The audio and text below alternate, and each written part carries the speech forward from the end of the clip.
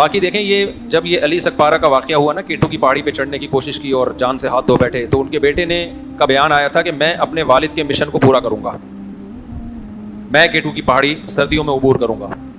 اس پر میں نے ایک بیان ریکارڈ کروایا تھا, وہ بھی اس موقع کے لیے وہ بھی مناسب ہے, تو میں اس کو دوبارہ ریپیٹ کر دیتا ہوں. اس وقت میں نے ایک بیان ریکارڈ کروایا تھا کہ علی سکپارہ کے بیٹے تک کوئی میرا یہ پیغام پہنچا سکتا ہے تو پہنچا دے کہ آپ نے جو یہ کہا کہ میں اپنے والد کو کے مشن کو پورا کروں گا, میرے والد کا مشن تھا کیٹو کی پہاڑی عبور کرنا, تو میں اس مشن کو پورا کروں گا. آپ کے الفاظ سے ایسا لگتا ہے کہ آپ والد کی چاہت کو پورا کرنے کے لیے یہ کام کر رہے ہیں. تو دیکھیں, اگر آپ کا آخرت پر ایمان ہے, دو ہی لوگ ہوتے ہیں, کچھ لوگوں کا آخرت پر ایمان ہوتا ہے, کچھ کا آخرت پر ایمان نہیں ہوتا. اگر آخرت پر ایمان نہیں ہے بالفرض, اس کا مطلب یہ ہوا کہ آپ کے ابا والد محترم جب گئے کیٹو کی پہاڑی عبور کرنے کے لیے, جان سے ہاتھ دھو بیٹھے, تو ہمیشہ کے لیے ان کی لائف کیا ہو گئی, ختم.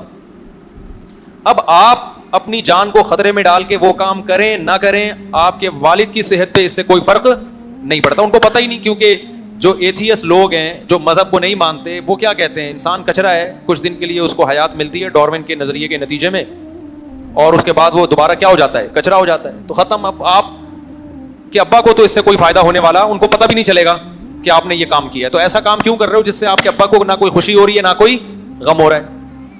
اور اگر آپ کا آخرت پر ایمان ہے تو ظاہر ہے وہ مسلمان ہی کا ہوتا ہے نا, اور تو کسی کا نہیں ہوتا آخرت پر ایمان. اللہ رسول کو آپ مانتے ہو, تین مذاہب ہیں جو آخرت کو مانتے ہیں, ایک یہودی, ایک عیسائی اور ایک مسلم. بہت ساری چیزیں عیسائی, یہودی اور اسلام میں کامن بھی تو ہے نا, اصل میں تو تینوں ہی سچے مذہب ہے نا, وہ تو تحریف ہوئی ہے.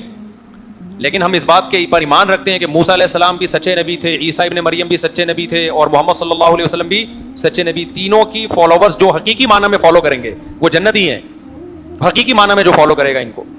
تو تینوں مذاہب کا اس پر اجماع ہے کہ آخرت کے بعد ایک زندگی ہے, اس میں کامیابی ان لوگوں کو ملتی ہے جو اچھا عمل کر کے جاتے ہیں. اچھے سے وہ اچھا جس کو اللہ نے اچھا کہا ہو, جس سے اللہ خوش ہوتا ہے, اور ان لوگوں کا ٹھکانہ برا ہوتا ہے جو برا عمل کر کے جاتے ہیں. یہ یہودی بھی کہتے ہیں, عیسائی بھی کہتے ہیں, اور مسلمان بھی کہتے ہیں. تو اگر آپ آخرت کو مانتے ہو تو اب آپ کے ابا کو فائدہ آپ کے اچھے عمل اور ان کے لیے دعا سے تو ہو سکتا ہے. بیٹے کی نیکیاں کس کو پہنچتی ہیں, اگر باپ نے اس کی تربیت کی ہو, ورنہ دعا سے تو پہنچ ہی جاتی ہیں. بھائی حدیث میں آتا ہے نا, ایک صحابی نے پوچھا یا رسول اللہ, صحابیہ نے پوچھا میری ماں کا انتقال ہو گیا, میں ان کی طرف سے صدقہ کرنا چاہتی ہوں, کیا کر سکتی ہوں؟ آپ نے فرمایا ہاں. تو صدقہ ایک نیکی ہے نا. تو ان صحابیہ کو پتا تھا کہ نبی نے بتا دیا کہ تم اب جب کسی غریب کو کھانا کھلاؤ گی تو اس صدقے کا ثواب کہاں پہنچے گا؟ اگر ماں کے لیے کھلا رہی ہو کہ یہ نیکی کس کو ملے, میری ماں کو ملے, تو یہ نیکی کیا ہوگی, ملتی ہے.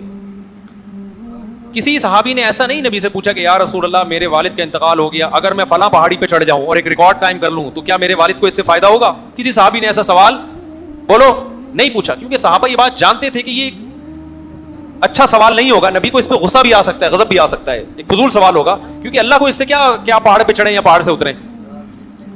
میں سمجھا پا رہا ہوں اپنی بات. اللہ کو اس سے تو غرض ہے کہ اس کی مخلوق کو کوئی بھوکا ہو کھانا کھلا دے تو اس کا پیٹ بھر جائے. الخلق عیال اللہ, حدیث میں آتا ہے یہ مخلوق اللہ کی عیال ہے, گویا اللہ کا خاندان ہے. جیسے کہ آپ کسی کے بچے کو کھانا کھلا دیں تو باپ خوش ہوتا ہے نا, تو مخلوق کو کھانا کھلائیں گے کون خوش ہوگا؟ اللہ. ہاں یہ ایک الگ بات ہے کہ جب نبی صلی اللہ علیہ وسلم مشرکین سے کہتے کہ مخلوق کو کھانا کھلاؤ تو مشرکین کہتے اللہ خود ہی کیوں نہیں کھلا دیتا, اللہ نے ان کو غریب پیدا کیوں کیا؟ پھر آئی بات سمجھ میں؟ یہ ایک بیہودہ سوال ہے. بھائی اللہ نے غریب کو پیدا کیا تاکہ مالدار کی آزمائش ہو, اس میں حکمتیں ہیں بہت ساری, کسی کو غریب بنایا, کسی کو امیر بنایا, یہ حکمتیں فوت ہو جاتی ہیں نا اگر اللہ سبھی کو کھلا دیتا. لیکن اللہ غریب کا پیٹ بھرنے سے خوش ہوتا ہے, اس مالدار سے خوش ہوتا ہے جو غریب کا خیال رکھے.